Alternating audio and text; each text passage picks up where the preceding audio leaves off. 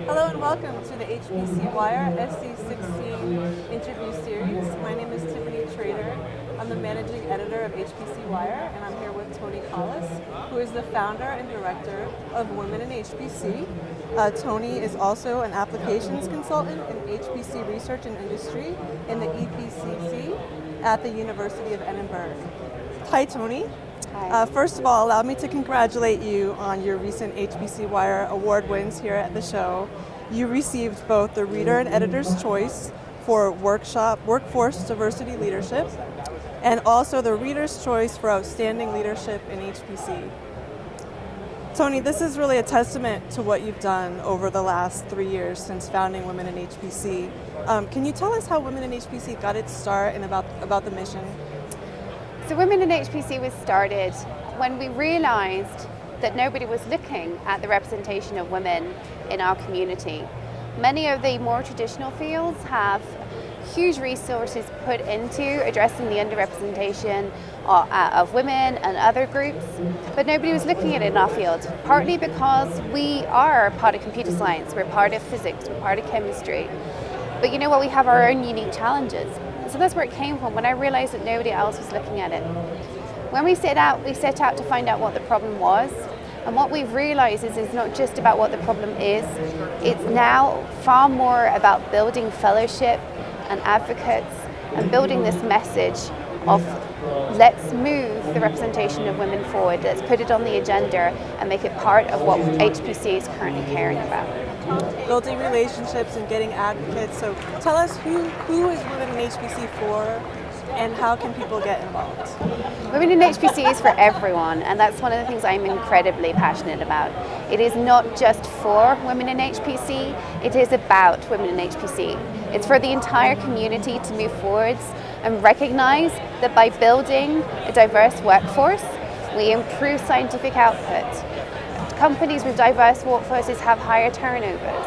And so this is about everybody. It's about the benefits to our community of improving diversity, and it's also about giving women who are here the support and fellowship that they don't receive if they don't know any other women. So a lot of what I do, for example, is connecting women with other women so they have a mutual network of support, which men with lots of male colleagues have automatically. And there's a lot of different ways, right, that women can get involved in HPC. It's not necessarily just in computer science and engineering, right?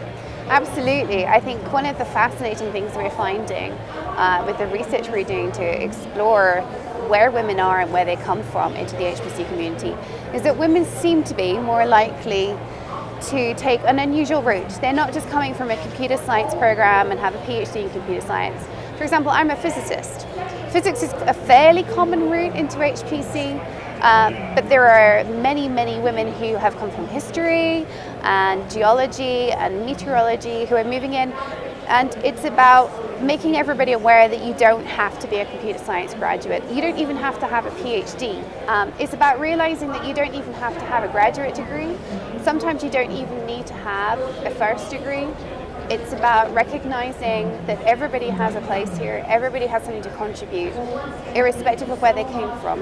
What matters is your passion for HPC and what you can contribute now, not your scientific background or lack thereof. That's a great points. So what has the momentum been like and the progress been like for women in HPC over the last 3 years? You know, it seems that every SC and ISC, I see you gaining a larger and larger presence. Indeed. I will be honest, when we set out in early 2014 with our launch in Edinburgh, we intended this to be a UK community. We did not expect to go international. We did come to SC14, but really because it was a sensible thing to do. This is where a huge number of people meet, both from the UK and further abroad. And then we realized that everybody wanted this, not just the UK. And so we have grown from strength to strength. At SC14, we had one workshop and one BOF. This year at SC16, we've had a workshop, we've had 2 BOFs, we've had several panels, and we've been talking at booths across the show floor, raising awareness of the message. And I'm delighted to say that it's actually inclusivity and diversity message is now embedded in both the ISC program in Frankfurt and SC program as well. And that's just testament to the fact that this is a growing community, a growing interest of the HPC environment, and that we all need to be taking care of this. What we're hoping to do going forwards is provide more activities outside the SC and ISC shows, as we recognize that many of the people we're trying to reach don't have the opportunity to come to these conferences. And actually coming to events where they build their networks is one of the biggest, single most important activities for career development. It's building your network and building your connections. So we do need to provide activities going forwards at small events around the world, and that's something I'm hoping to develop further in 2017. Oh, fantastic. So as you said, you had a lot of different activities here. You had your workshop, your networking event, your BOFs. I don't know if we have time to get into all of it, but could you give us some of the highlights of those? Our workshop, so this was the first time we've run a full day workshop, and I will admit we had concerns. We were competing with the technical program. Do people really want to take a whole day out of the technical workshop and technical tutorial program to come spend it with women in HPC? The answer was a resounding yes. We stuck to two key core messages in our workshop, which we've then continued as the week has gone on in our other activities. The first message has been for early career women, to give them the skills, give them the confidence to move forwards. I think a lot of the time we talk about how we need to give women more confidence as if they're broken, but actually part of the issue is when you're in a male-dominated environment, the reason you need confidence is because it's just sometimes incredibly stifling to be in a male-dominated environment. And I think a lot of us who've been in this community for a while have forgotten that. The story I always like to tell at this point is of a colleague of mine, a male colleague who walked into a BOF a couple of years ago on women in HPC and promptly walked out again, telling me afterwards that he felt uncomfortable. He didn't walk back in until I walked in with him. And I think a lot of the time we forget how it feels early on in our careers to walk into a room full of men when you're the only woman in the room. So our early career program is about helping women feel like they belong at SC, giving them the skills to thrive in a community where they might not feel like they belong. The other item that we covered extensively in our workshop was methods that work for employers to improve diversity. Because if we're talking about this but we're not offering advice, we're not going to change anything. So we've talked a lot about hiring practices, we've talked a lot about biases, both explicit and implicit, the unknown things that are going on, changing culture, embracing diversity in the workplace, and giving employers real positive steps that they can take to improve things for everybody. And I should point out that when you improve things to women, it really does improve it for everybody as well. Great points.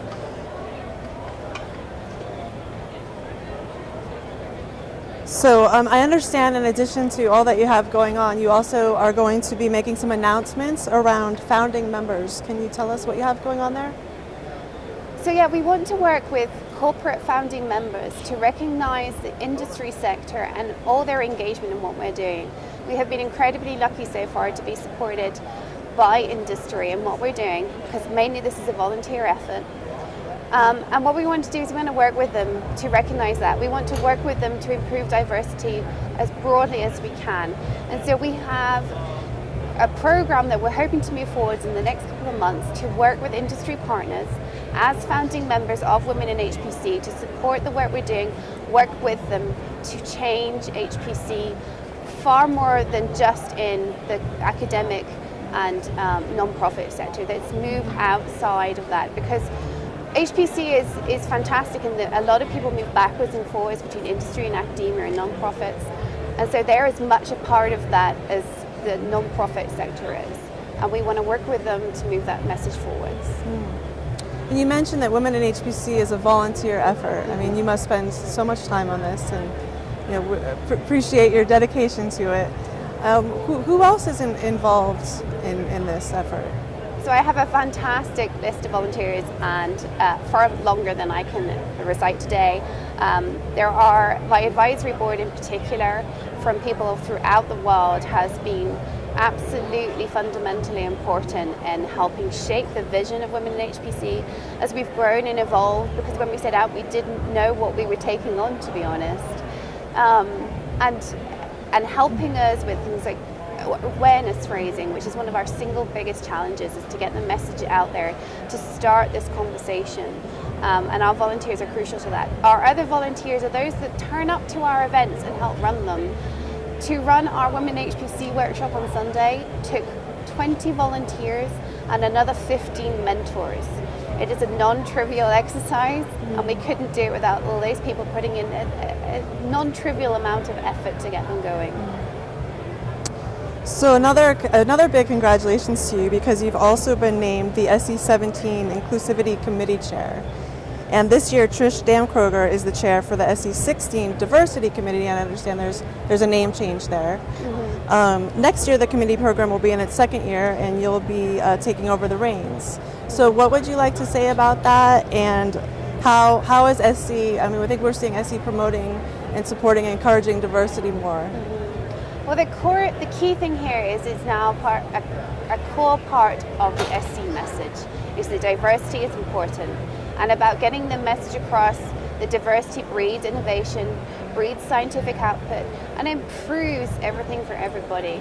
We want the show floor to be a welcoming place for everybody. We want the papers to reflect the diversity of our community. And at the same time, it's really important to us that we do not dilute the quality of SC.